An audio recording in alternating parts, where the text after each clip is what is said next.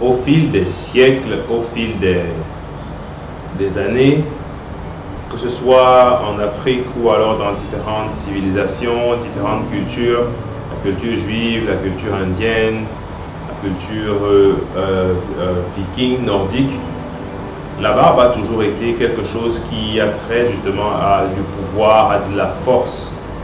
Il renvoie spécifiquement à l'homme masculin et qui exprime en fait quelque chose de viril entre guillemets pour toute personne qui la mettrait. D'ailleurs, dans la culture nordique, celui qui n'avait pas de barbe en fait était considéré comme un rébut de la société.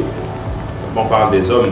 Et dans la culture juive, lorsque vous aviez la barbe, vous étiez censé être quelqu'un de notable, de respectable. Et lorsque on voulait vous causer une grosse honte, on vous rasait la barbe. Lorsque on voulait vous humilier de la plus haute des manières, votre ennemi vous rasait la barbe.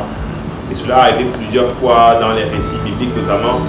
Et je suis en de Barbe de Black, votre page dédiée à l'entretien, à l'embellissement et au bon plan pour votre barbe au quotidien. Et aujourd'hui, nous allons parler du pourquoi Barbe de Black en quelques secondes, quelques instants, pour vous donner en fait de voir là où on est en train d'aller et quelles sont les choses pour lesquelles nous sommes en train justement de nous battre afin que les hommes noirs puissent retrouver le plaisir et la fierté d'arborer une belle barbe sur eux, qu'ils soient à l'école, qu'ils soient à la maison, qu'ils soient au travail, partout où ils aillent en fait, que cela soit véritablement quelque chose qui les identifie et dont ils sont fiers.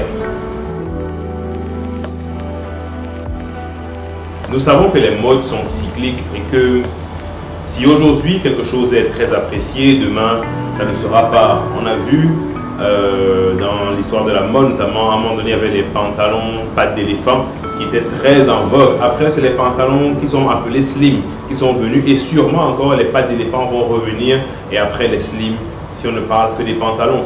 Et il en est de même justement pour tout ce qui est style capillaire. À un moment donné, les hommes noirs surtout gardaient beaucoup d'afro. Après, ils défrisaient. Après, ils ont commencé à faire des vagues, un peu de sporting wave et tout ce que cela comporte. Et après, maintenant, c'est des styles genre des tresses. En fait, vous voyez, la mode évolue, mais elle est comme autour d'une bobine. Elle tourne sur elle-même. Les choses qu'on a aimées hier peuvent être celles qu'on aime demain. Vous voyez. Et mais il y a une chose qui est véritablement invariable, c'est le fait que la barbe chez les hommes soit là et qu'elle existe.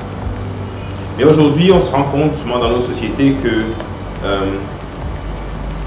du fait de l'occidentalisation davantage et dans une société assez, excusez-moi l'expression, francisée, lorsque quelqu'un arbore de la barbe, en fait, il est considéré comme quelqu'un qui n'a pas de valeur, quelqu'un qui n'est pas considéré, quelqu'un qui n'est pas intéressant à côtoyer. Il est pris en fait comme quelqu'un qui aborde qui a quelque chose sur lui qui est comme repoussant, qui ne dit pas qu'il est quelqu'un de fiable. Et malheureusement, on se rend compte aujourd'hui que ce n'est pas nécessairement ce que je porte sur moi qui fait de moi quelqu'un de sérieux, ou alors c'est pas forcément les tresses que j'ai, l'afro que j'ai, la coupe rasée que j'ai, la barbe que j'ai, la moustache ou même le visage complètement rasé que j'ai, qui définit exactement quel type de caractère professionnel j'ai. Mais beaucoup malheureusement s'accrochent sur cet aspect-là. Et malheureusement également les barbus ont été de mauvais ambassadeurs de ce qu'ils chérissent la barbe. Beaucoup malheureusement lorsqu'ils gardent la barbe n'entretiennent pas. Malheureusement beaucoup lorsqu'ils la gardent, elle est souvent sale, elle est souvent pas peignée, pas brossée, elle n'est pas soignée. Ça fait que forcément les clichés mauvais que les gens ont de la barbe en fait restent, parce que ceux qui sont censés en fait la porter sont ceux qui malheureusement sont des détracteurs du fait d'avoir de la barbe. Et c'est pour ça que aujourd'hui Barbe de Black existe.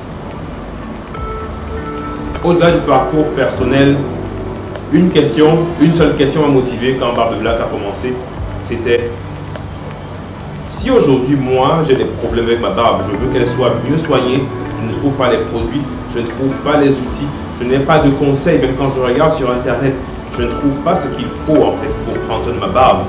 Est-ce que je suis le seul homme noir à avoir cette challenge? Et je me suis rendu compte que, bizarrement, ou pas, peut-être il y avait beaucoup de personnes qui portaient la barbe autour de moi, connues ou pas, mais apparemment le nombre semblait être de plus en plus grand, au point où je me suis dit, waouh, donc je ne suis pas seul à avoir de la barbe, et peut-être je ne suis pas seul à vouloir en prendre soin. Et je me suis rendu également compte de deux choses. La première chose dont je me suis rendu compte, c'est que il y a même des personnes qui n'ont pas de barbe, mais qui veulent en avoir pour diverses raisons. Et il y en a d'autres qui en ont et qui veulent améliorer la qualité de ce qui est déjà là. Mais malheureusement, tout ce qui est là sur le marché ne correspond vraiment pas à ce qu'il faut pour un entretien de qualité et des soins de haute facture pour la barbe justement que nous méritons en tant qu'hommes noirs.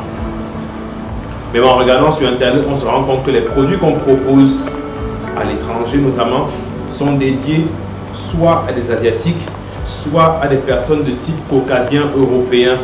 Ça fait que même si on prend ces produits, ils ne sont pas nécessairement adaptés à notre pilosité qui est toute particulière.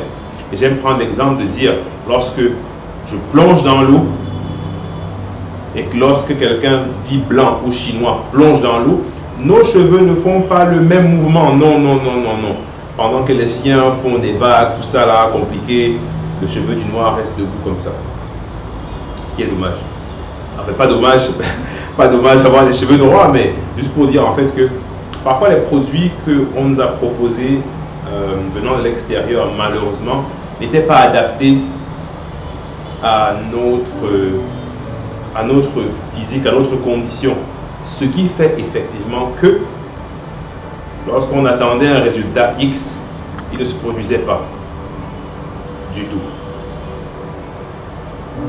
Et beaucoup ont jugé les produits disant ils ne marchent pas. D'autres ont eu recours à d'autres produits, d'autres substances qui étaient même dangereuses parce qu'ils voulaient la barbe en fait. Et moi je me suis posé la question avec mon équipe, qu'est-ce qui se passe?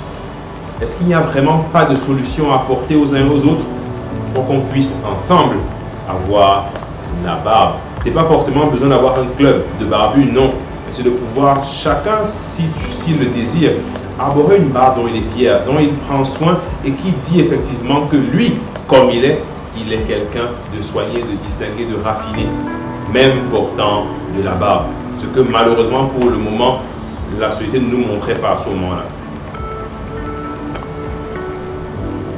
Et donc Barbe Black s'est assis avec une seule idée, de prendre ce pan, celui de proposer aux hommes noirs des solutions pour mieux prendre soin de leur barbe et de leur peau au niveau du visage, afin que le résultat soit exactement qui ils veulent montrer à la société. Des personnes qui prennent soin d'eux et qui sont fiers de l'allure, du look et du style qu'ils ont choisi d'arborer avec la barbe. Donc on est venu en fait en position de, on vient aider, on vient apporter en fait des choses nouvelles, parce que il y avait beaucoup de contenu, beaucoup de choses en ligne. Quand tu regardes, on parle beaucoup des cheveux des femmes, on parle beaucoup des ongles des femmes, des ci, des ça, et malheureusement c'est comme si la société est devenue très féministe et a oublié que les hommes existent malheureusement. Et du coup on s'est dit, si les hommes sont mis à part dans ce genre de choses, alors qu'il y a réellement quelqu'un qui se dit, moi j'ai besoin de savoir comment prendre soin de ma barbe. Alors on s'est dit, pourquoi pas y aller, pourquoi pas se disposer, pourquoi pas se projeter dans ce sens. On a commencé à parler de beaucoup de sujets et on s'est dit, oui c'est intéressant, c'est bien de pouvoir toucher du doigt ce genre de réalité que les gens parfois ignorent. Parce qu'on est des hommes, les hommes ne sont pas censés prendre soin d'eux. Malheureusement, de ce qu'on voit aujourd'hui, c'est totalement faux. Les salons de coiffure des hommes sont de plus en plus sophistiqués. Les services à l'intérieur sont de plus en plus complexes et pointus. et surtout professionnelle. Est-ce que les hommes se négligent vraiment? Non, je ne pense pas. Mais pourquoi la barbe était-elle mise de côté, remise entre les mains d'un coiffeur qui parfois ne sait pas coiffer, qui n'a pas les bons produits et parfois te met des substances qui sont prêtes à t'irriter fortement la peau, te casser le poil du visage? On s'est dit, il ne faut pas que ça reste comme ça. Donc aujourd'hui, en fait, Barbe de Black est dans ce créneau-là, celui de répondre à ce besoin, celui de vous donner, d'avoir le meilleur soin, la meilleure qualité de produit et de conseils pour votre barbe. Vous le méritez certainement. Vous voulez une barbe qui soit à l'image de ce que vous vous dites de vous-même. C'est pourquoi nous sommes là. Alors je vous dis simplement merci et passez une excellente journée sur Barbe de Black.